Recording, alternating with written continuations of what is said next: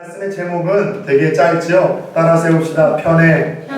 예, 편해라는 것 우리 말씀의 제목입니다. 여러분, 편해라는 말을 들으면 좀 어떤 느낌이 드시는가요? 아마도 좋은 느낌보다는 부정적인 느낌으로 이 단어가 좀 이렇게 다가오시는 분들이 있을 거예요. 살다 보면은 편애를 경험하거나 또 여러분들 우리가 하는 일들이 참 많죠.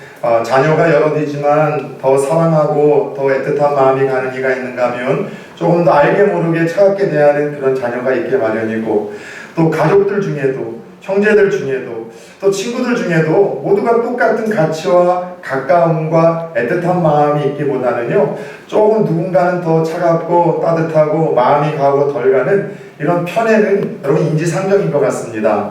그런데 한번 물어봅시다. 혹시 여러분들 내가 누군가로부터 편애의 주인공이 되었다면 이 편애라는 단어가 어떻게 느껴질까요? 부정적인 느낌보다는 되게 좋은 느낌으로 기억되지 않을까요? 여러 학생들이 있었는데 그 선생님은 유독 내 편이 되어주셔서 나를 더 많이 사랑해 주셨고, 여러 목사님이 계셨지만 그 목사님은 유독 우리 가정과 나를 애틋하게 여겨주셨고, 또 여러 가족이 있지만 그분은 더 나를 더 애틋하게 여겨주셨다라는 어떤 그 따뜻하고 무언가 되게 포근한 마음이 편애라는 단어를 들을 때 생길 것 같아요. 여러분들, 편애하는 목사 하면 좀 어떤 느낌이 드십니까? 언젠가도 제가 고백을 했듯이 저는 조금 편애하는 목사예요. 목사는 모든 사람들을 다 공평하게 사랑하고 축복해야 되는데, 사람인지라 무엇보다도 저에게 좀 반갑게 대하거나 또 저를 사랑하거나 더 가까이 하려고 하시는 분들, 또 교회에서 꾀부리지 아니하고 더 많이 충성하고 헌신하고 희생하시는 분들 보면은요, 더 애틋한 마음, 축복하고 싶은 마음, 사랑하는 마음이 들게 마련입니다. 여러분이 갖는 생각처럼 저도 그런 생각도 했었어요. 어떤 생각인가 하면, 이런 내가 목사로서의 자질이 있는가?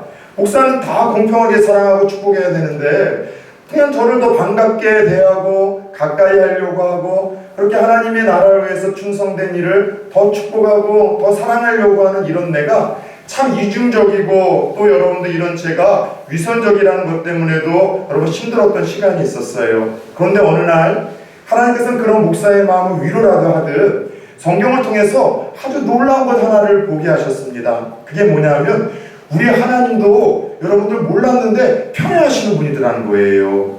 하나님 편애하신다는 이야기 들어보셨습니까? 근데요, 성경을 보면 하나님이 정말 유독 편애가 심하신 분이라는 것을 쉽게 발견을 합니다. 하나님은 유독 편애의 대상들이 있었었는데 바로 고아와 과부와 나그네였었어요. 어떤 곳에서는 나는 고아와 과부와 나그네의 하나님, 나그네의 아버지라고 이야기하실 만큼 철저히 사회에서 무시당하고 천대를 망하는 그 약자들을 향하여 하나님이 더 관심을 갖고 주목하고 사랑하시는, 편애하시는 분임을 우리들에게 말씀을 하셨습니다. 여러분들, 놀라운 것은 하나님이 과부와 고아와 나그네처럼 사회적인 약자들, 또 힘들어하는 자들을 그들에게도 사랑과 편애를 하셨지만, 성경을 보면은요, 하나님 유독 더 편애를 하셔서 유독 더 함께 하시고 그들을 보호하시고 축복하신 경우가 있는데, 오늘 함께 읽었었던 본문에 그 대상들이 등장을 합니다. 자, 오늘 함께 읽었던 본문 마태복음 28장 19절에서 20절은 우리에게 너무나 익숙한 구절 아닙니까? 마태가 들려주는 그분의 이야기를 마무리하면서도 이 본문을 가지고 얼마 전에 다른 관점에서 말씀을 나눈 적도 있죠. 그런데 알고 있는 것과 같이 오늘 함께 읽은 본문은요, 예수님이 부활하신 후에 이제 승천하시기 전에 이 지상에 남아있는 사랑하는 제자들에게 마지막으로 남겨주신 유언과 같은 메시지가 오늘 들려준 이 본문의 말씀이에요.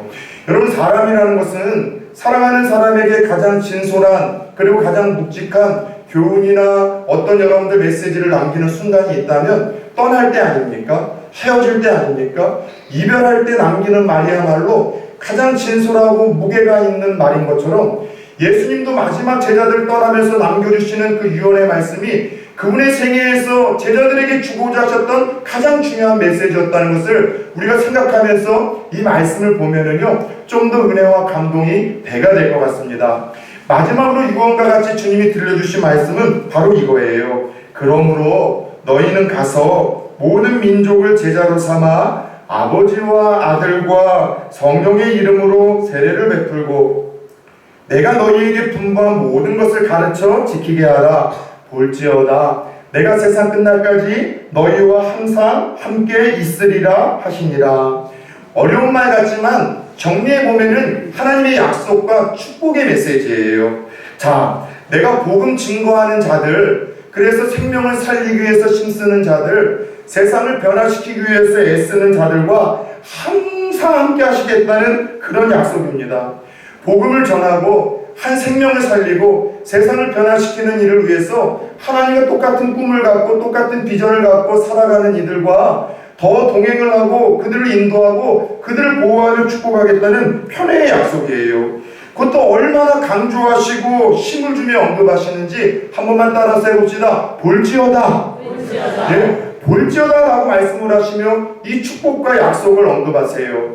여러분, 성경을 읽을 때 특별히 우리가 좀 주목해서 우리가 봐야 되고 들어야 될 말씀이 있어요. 언제 그런가 하면은 예수님께서 직접 하신 말씀 중에 내가 진실로 진실로 라고 하시면서 어떤 말씀을 주실 때는요, 그 말씀은 더 우리가 귀담아 들어야 되고 눈여겨봐야 됩니다.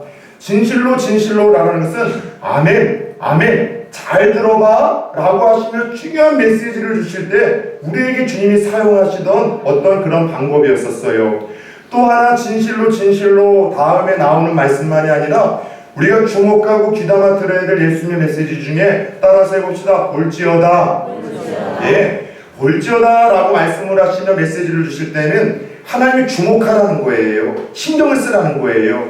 너희들이 그런가 안 그런가 한번 너희들이 판단을 해보라는 거예요. 그래서 오늘도 주님께서 항상 함께 하시겠다는 이 말씀 전에 볼지어다 라는 것은 내가 그렇게 하나 안 하나 너희들이 지켜봐라. 두 눈 크게 뜨고 똑똑히 살펴보라 라고 이야기를 하시는데, 도대체 왜 이런 축복과 약속들을 강조하시는지 알고 있으세요? 다른 이유 아니에요. 하나님의 관심이 여기에 있기 때문이에요.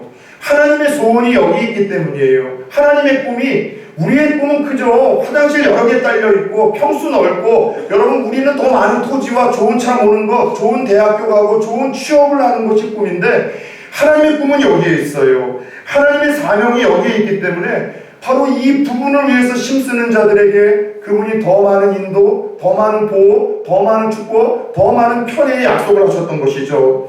여러분, 사람들은 저마다 꿈이 있죠. 그것이 허황된 꿈이라 할지라도 저마다 꿈과 소원이 있어요. 내가 좀 병이 있는데 낫으면 좋겠다. 올해 장수했으면 좋겠다. 우리 자녀가 잘 취업이 됐으면 좋겠다. 내가 지금 사업을 벌리고 있는데 이 사업이 대박이 났으면 좋겠다. 누군가를 사랑하고 있는데 그 사람이 내 마음을 받아줬으면 좋겠다. 저마다 살아가면서 살아있기에 꿈과 비전이 있듯이 그거 아세요? 우리 아버지 하나님에게도요, 꿈이 하나 있으세요. 소원이 하나 있으세요. 하나님의 비전이 하나 있다는 것이죠. 그게 무엇일까요? 성경에는 하나님의 꿈과 비전과 그분의 소원이 많이 언급이 됐지만 제가 한 3가지 정도로만 여러분에게 짧게 한번 소개해 볼게요. 먼저 요한복음 6장 40절을 보면 하나님의 꿈이 다음과 같다라고 이렇게 예수님이 말씀을 하셨습니다.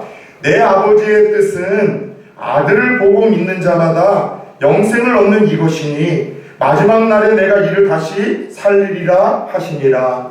하나님의 꿈과 소원은요, 많은 이들이 예수님을 하나님의 아들 구원자로 믿음으로 죄로부터 자유로워지고 또 영원한 세계에 대해서 두려워하기보다는 소망을 갖고 그렇게 구원을 받는 것이 하나님의 꿈과 소원이라고 말씀을 하세요. 디모데전서 2장 4절에서는 좀 더 명확하게 이렇게 하나님의 꿈을 소개합니다. 하나님은 모든 사람이 구원을 받으며 진리를 아는 데 이르기를 원하시느니라. 여러분, 부산 초원교회 1부, 2부 예배드리는 성도님들만이 아니라 지금 이 자리에 있지 않은 하나님과 무관하고 예수에 대해서 모르는 이들이 다 구원받고 하나님의 자녀가 되는 것이 하나님의 간절한 소원과 꿈이라고 말씀을 하세요. 누가복음 15장 7절에서는요, 이와 같이 죄인 한 사람이 회개하면 하늘에서는 회개할 것 없는 의인 99으로 말미암아 기뻐하는 것보다 더하리라. 한 영혼이 여러분들 하나님을 알고 하나님 앞에 돌아오는 것을 볼 때 어떤 분은 그렇게 표현을 했어요. 하나님이 얼마나 기뻐서 눈물을 흘리시는지 한 영혼이 돌아올 때 천하보다도 귀한 한 영혼이 주 앞에 돌아올 때 주님이 기쁘셔서 흘리는 그 눈물은 내를 이루고 강을 이루고 천국에서 바다를 이룰 만큼 한 영혼의 가치는 그 무엇으로도 비교할 수 없을 만큼 하나님이 값지다라고 이야기를 하셨어요. 여러분, 따라서 우리가 이런 말씀들을 통해서 하나님이 가지고 있는 간절한 꿈, 그분의 소원, 그분의 비전이 우리가 가지고 있는 꿈과 비전과 얼마나 여러분들 다른가를 알 수 있어요. 하나님의 꿈과 비전은 뭐예요? 다른 것 아니에요. 복음 증거에서 한 생명 한 영혼을 살리는 일, 그래서 세상을 변화시키는 것, 그리고 이 중요한 일을 위해서 우리를 먼저 부르셔서 예수 믿게 하셨고 교회를 세우셨어요. 따라서 교회와 성도들의 존재 목적은 이것을 빼놓고 여러분들 설명할 수 없어요. 교회와 성도들의 존재 목적은 여러분들 한 생명에게 복음을 전하여 그 영혼을 살리고 세상을 변화시키는 아름답게 만드는 일을 위해서 성도를 먼저 부르시고 이 지상에 교회를 세우셨다는 것이죠. 여러분, 그래요. 오늘 하나님이 정말 기뻐하시고 편애하셔서 축복하는 교회와 성도들이 바로 어떤 존재들이라고요? 어떤 공동체라고요? 우리 주님의 피 맺힌 그 소원, 그분의 꿈, 그분의 비전을 따라 복음을 먼저 믿은 사람들이 믿지 않는 사람들에게 전해서 생명을 살리고 세상을 변화시키는 일에 힘쓰는 이들과 공동체, 다시 말해 사명을 감당하는 공동체와 인생들에게 하나님은 편애하시어 축복하신다 말씀을 하셨습니다. 요즘 우리나라 지금 이제 징병제가 아니라 이제는 모병제를 해야 된다는 이야기들이 수술 나오고 있습니다. 용병을 쓰자는 거죠.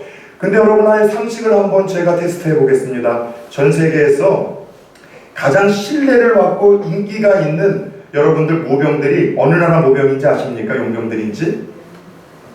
군대를 갔다 온 얼마 안 되는 우리 현일이 어디 용병일까요?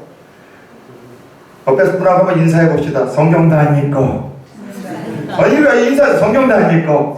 상식도 모르시고. 예, 전 세계에서 가장 신뢰를 받고 지금도 여러분 가장 인정받는 모병은요, 용병들은요, 스위스 용병들입니다. 들어보셨어요? 로마에 가면은 참 재밌죠. 그 이탈리아 로마 안에는요 바티칸 시티가 있어요. 여기는 또 하나의 나라로서 교황청이 있는데 들어갈 때 가보신 분들은 알겠지만 여권을 통해서 입국 비자를 받고 그 교황청에 들어갑니다. 근데 이 바티칸 이 교황청에 항상 이 교황청을 지키는 그 여러분들 군사들은요 스위스 용병들입니다. 아주 오래전서부터 1500년대서부터 지켜온 여러분 전통이에요. 그 나라 경찰도 있을 테고 이탈리아의 군인들도 있을 텐데 왜 유독 그 로마 교황청은 스위스 용병들을 거의 몇천 년 동안 그렇게 여러분들 쓰는 걸까요? 1000년이 넘게요. 그와 같은 역사적인 배경이 있어요. 1500년대에 카를 5세가 신성 로마 제국으로 여러분들 만들어서 이 바티칸 교황청을 쳐들어온 적이 있었습니다. 근데 그때 모든 군사들이 다 자기 살겠다고 흩어졌을 때 끝까지 이 교황청의 교황이 안전한 곳으로 피신할 정도로 여러분 생명을 걸고 지켰었던 용병들이 있었었는데 그들이 스위스 용병이었었어요. 187명 중에 147명이 여러분 생명을 잃어가면서 그 교황청을 지켜내서 결국 그 교황이 안전한 곳으로 피신할 수 있었던 일화를 만들어냈습니다. 18세기 때에 프랑스에서도 마찬가지예요. 시민 대혁명이 일어났었을 때 여러분들 그 루이 16세의 부부가 여러분들 갇혀 있었던 그 왕궁을 끝까지 지켜냈었던 용병들이 있었었는데 역시 스위스 용병들이었었어요. 그 당시 시민들이 스위스 용병들에게 너희 나라로 가려고 퇴로를 열어줬습니다. 그런데 스위스 용병들이 똑같이 했던 얘기가 우리에게는 왕과 맺은 계약 기간이 아직 남았다고 이야기를 하면서 스위스 용병만이 700명이 여러분들이 루이 16세의 부부를 지키려다가 그 앞에서 다 죽고 말았어요. 그래서 그 선배들이 그 사명을 붙들고 약속을 붙들고 그렇게 여러분들 피를 흘렸기 때문에 지금도 전 세계에서 가장 인정을 받는 여러분들 그 용병들은 끝까지 신유와 사명을 감당한 스위스 용병이라는 거예요. 여러분들 하나님은 좀 어떨까요? 마찬가지예요. 하나님도 사명을 잊지 않고 그 사명을 감당하고 그 신의를 붙들고 살아가는 이런 성도들과 공동체를 편애하시는 것이 왜 상식적이지 않습니까? 이런 이들을 왜 축복하고 이들을 통해서 세상을 변화시키는 주인공으로 삼으시는 것 당연한 것 아니냐는 것이죠. 저는 전도 대상자들을 가리켜 우리 성도님들이 교회를 오래 다녔음에도 불구하고 조금 생소하게 여겨질 오이코스라는 단어를 씁니다. 오이코스와 함께하는 행복하라는 전도축제가 다음 주인데, 오이코스가 뭡니까? 이건 헬라어 그리스어로요, 집 혹은 가족을 의미합니다. 그런데 오이코스라는 것은 자기의 가족만이 아니라 고용인, 방문자, 노예까지 해서 따라서 해봅시다. 확대된 가족. 확대된 가족이라는 것이 오이코스의 뜻이에요. 이 확대된 가족이라는 오이코스를 왜 전도를 하며 우리의 VIP 전도 대상자를 향하여 오이코스로 적었는가 하면 두 가지 구체적인 이유가 있는데, 첫 번째는 지금은 아닌데 장차 하늘나라 가족이 될 가능성이 있는 내 주변의 소중한 사람들이라는 뜻이 오이코스라는 뜻이에요. 지금은 하나님을 같이 아버지로 섬기지 않아서 가족이 아니에요. 그러나 나의 기도, 나의 섬김, 나의 전도를 통해서 언젠가 하나님의 같은 자녀가 되어서 하늘나라 가족이 될 내 주변의 소중한 사람들이 바로 오이코스예요. 두 번째는 하나님께서 나를 통해 변화시키기를 꿈꾸는 온 세상의 축소판, 하나님이 복음 전하의 세상을 변화시키려고 하는데 그 세상은 마이 월드가 아니에요. 인간관계망을 따라서 내게 주어진 세상의 축소판이 있어요. 그거를 가리켜서 내게 맡겨진 세상인데 바로 그것이 오이코스예요. 하나님은 내 주변 사람들을 구원하고 여러분 세상을 변화시키는 일을 위해서 내 주변에 믿지 않는 사람들을 전략적으로 배치해서 그들과 더불어 살게 하셨어요. 때로는 믿지 않는 가족, 믿지 않는 친척, 믿지 않는 직장 동료, 더 나아가 내가 자주 만나는 모든 이웃들이 하나님의 섭리하심 속에서 내가 변화해야 될 축소된 세상, 나에게 맡겨진 세상, 장차 같은 가족이 될 이들이라고 말씀을 하시며 그렇게 우리에게 허용을 하셨죠.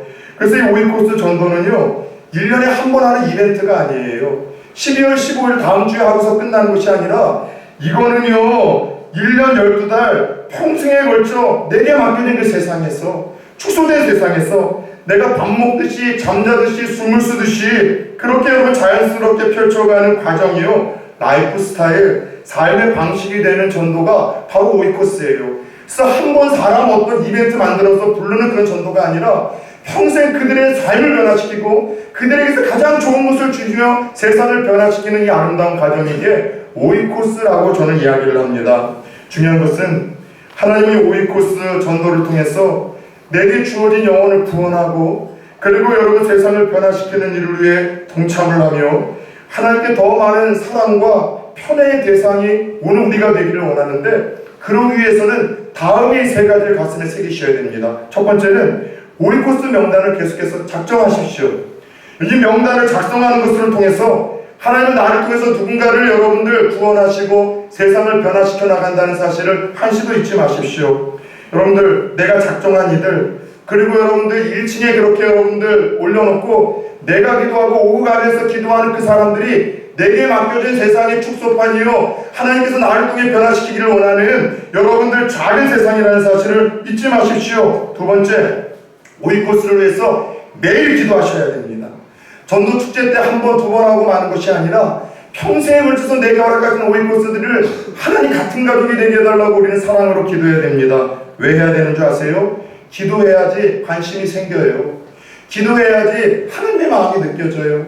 어제도 편지를 통해서 그동안 그렇게 심혈을 기울여서 초청했었던 부모님이 가정 대소선에서 못 오게 된 것에 대해서 아파하신 한 집사님의 편지를 통해서 또 그리고 열심히 금식까지도 하면서 정말 선물로 감동을 주고 다음 주에 오기로 약속을 했는데 갑자기 못 오겠다는 통보를 듣고 마음 무너지는 한 성도님들을 통해서 제가 그런 이야기를 했어요. 괜찮다고, 다음이 아니라 계속해서 그 일을 진행할 거고, 그럼으로 인해서 그 안타까운 마음을 느꼈다면 그러면 성공한 거라고 했어요. 기도하는 자에게 그 마음이 느껴지는 거예요. 그리고 또 하나 느낀 것이 있대요.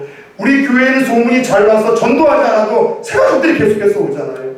홈페이지도 설교를 통해서도 오잖아요. 그런데 그렇게 오는 새가족 하나가 얼마나 귀한 영혼인지, 내가 이처럼 금식을 하고 섬기고 그렇게 내가 다가가는데도 한 영혼을 전도하는 것이 힘든데, 하나님 누군가의 기도와 누군가의 섬김에 때가 돼서 우리 교회로 보내주시는 그 한 영혼이 얼마나 천하보다 귀한 영혼인지 비로소 하나님의 마음이 느껴졌다는 이야기를 듣고서 그것 때문에 우리가 전도 축제를 하는 거라고 이야기를 드렸어요. 여러분 오이코스를 위해서 기도해야지만 마음이 문이 열려요. 기도해야지만 여러분 교회에 대한 하나님에 대한 마음과 태도를 바꾸게 하시고 하나님의 발걸음을 인도하십니다. 따라서 오이코스를 위해 세상을 변화시키기 위하여 성도들이 할 수 있는 가장 강력하고 가장 영적이고 가장 실제적인 일은 지속적으로 기도하는 일입니다. 그토록 하나님의 편애 속에서 우리가 세상을 변화시키는 이 축복의 주인공이 되기 위해서는요, 정기적으로 오이코스들을 초청하셔야 됩니다. 여러분들 정중하게 단순하게 초청하십시오. 언제 어떻게 어떤 방식으로 하나님께서 그들의 삶에 인생의 파도를 일으키셔서 교회에 방문하게 하실지는 누구도 몰라요. 비신자들을 대상으로 한 재미있는 설문조사에서 뜻밖의 발표가 좀 났습니다. 믿지 않는 4명 중에 이런 대답을 했어요. 한 명이 가장 친하고 믿을 수 있는 친구가 교회를 가자고 강권한다면 나갈 의향이 있다. 4명 중에 한 명이 내가 신뢰하고 믿을 수 있는 친구가 교회를 가자고 그냥 한번 찔러보는 것이 아니라 강권, 정기적으로 계속해서 정중하게 초청을 사랑을 한다면 나갈 의향이 있다라고 4명 중에 한 명이 대답을 했습니다. 여러분들 전도를 어렵게 생각하지 마십시오. 전도라는 것은 내가 하는 것이 아니에요. 그냥 정중하게 나는 맡기고 기도하고 초청하고 단순하게 용기 내어 초청하는 것이죠. 그런 의미에서 저는 성경에서 배워보는 가장 정중하고 단순하고 또 여러분 힘이 있는 전도법이 있다면 한 번만 따라서 해볼까요? 빌립 전도법. 빌립 전도법. 이게 무슨 전도인가 하면 빌립이라는 예수님의 제자가 있었어요. 사랑하는 친구에게도 자기가 깨달은 그 예수님을 소개하고 싶고 예수님을 만남으로 자기가 경험한 그 행복, 기쁨을 나누고 싶은데 방법이 없는 거예요. 빌립이 말을 잘 못했는가 봐요. 논리적으로 예수님이 하나님의 아들이고 어떻게 구원받아야 되는지 사형리를 이야기하고 기도하자라고 초청해서 이렇게 하면 좋은데 이게 이 빌립이 그런 묻지 못한 사람이라 설명을 하다가 자꾸 이 나다네일이라는 친구가 깐죽깐죽대니까 그냥 이렇게 이야기를 했어요. 따라서 해봅시다. 와봐. 예? 커맨씩 와보라. 야 그냥 와봐. 예수님 진짜 좋거든. 한번 너도 그분의 말씀 한번 들어봐. 그분을 믿을 때 너한테 손해가 있는가? 한 번만 와봐. 와보라는 것, 이게 빌립 전도법이에요. 여러분 저는 항상 이렇게 빌립 전도법으로 정중하게 지속적으로 용기 있게 와보라고 하며 하나님 꿈과 비전을 실현시켰던 한 인물을 떠올릴 때마다 바로 이 부산 친구 열혈청년 전도왕이라는 이 책을 쓴 최병호 선생님이 늘 떠올려져요. 제가 이분을 알기 시작했던 건 한 10여 년, 한 7년 전 되었던 것 같습니다. 최병호 선생님은 부산 동일고등학교 예술고등학교의 수학선생님으로 있으셨습니다. 그리고 이분은요, 날 때부터 불교에서 태어났고요. 중학교 때는 불교에서 중등부 회장까지 하셨던 분인데 고등학교에서 한 선생님의 복음을 듣고 예수님을 영접하고 새 생명을 얻었는데 너무너무 좋더래요. 예수님 알고 예수님 때문에 새로운 삶을 살게 되니까 너무 행복해서 어떻게 내가 우리 하나님을 가장 기쁘시게 하고 예수님을 기쁘게 할까 고민을 하다가 결국 그가 찾은 답은 하나님의 꿈, 소원, 비전, 이 복음전에서 생명 살리고 세상 변화시키는 전도에 있다는 것을 알고 그날부터 기도하고 작정하고 섬기며 그렇게 전도했던 친구가 젊은 나이에 800명이 넘습니다. 7년 전에. 여러분이 놀라야 할 때 안 놀라면 제가 놀란다니까는요. 800명을 넘게 전도를 했고요. 지금도 자기 핸드폰에는요 3,500명의 오이코스가 있어서 정기적으로 연락을 하고 찾고 사랑하고 기도하고 있다고 이야기를 했어요. 그래서 그 친구가 이 책에서 그렇게 많은 이들을 변화시킬 수 있었던 자기의 단순한 전도법은 그거였다는 거예요. 와보라는 거. 우리 교회 너무 좋거든. 우리 목사님 너무 좋거든. 우리 교회 성도님 너무 좋거든. 너무 좋은데 한 번만 와볼래? 한 번만 와볼래? 결국 이 단순한 전도가 여러분들 800명의 영혼을 하나님 앞에 이끄는 일을 위해서 밤늦게 쓰였던 전도법이라는 거예요. 단순하게 와보라는 이러한 전도라면 우리도 얼마든지 정중하게 용기를 내어 할 수 있는 것 아닐까요? 우리 교회 좋잖아요. 어제도 이 자리에 앉아있는 세 가족이 그런 얘기를 하더군요. 목사님, 우리 교회가 자기가 처음 왔을 때 지금까지 느끼는 게 교회가 작은데도 모든 게 다 세련된 것 같대요. 예배 스타일이든 목사님도 세련이 됐고 그 얘기는 안 했는데 그냥 제가 해서 하는 거예요.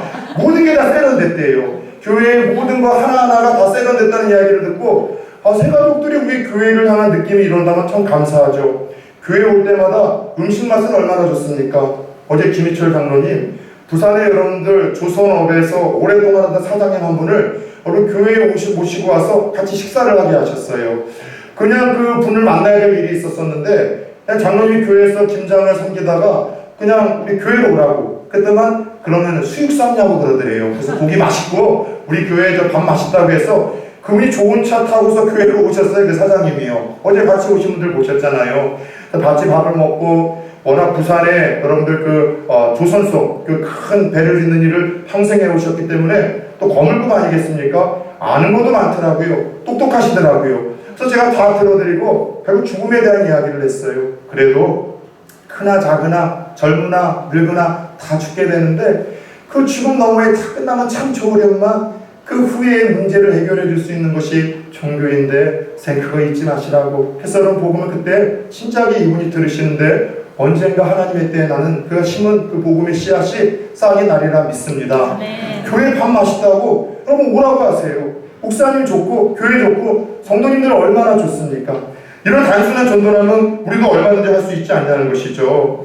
여러분들 중요한 것은 이제 다음 주에 12월 15일 1부 2부 예배 오후 예배 아닙니다. 9시 반 예배와 오전 11시 예배에 우리 오이구스를 초청해서 함께 예배드리는 행복하는 축제가 진행이 됩니다. 아마 우리 가운데에는 요즘 계속되는 전도 이야기를 통해서 마음 불편하신 분들 있으실 거예요. 저는 그분들의 마음 이해합니다. 세상에 내 믿음 하나 지키는 것도 얼마나 힘든데요.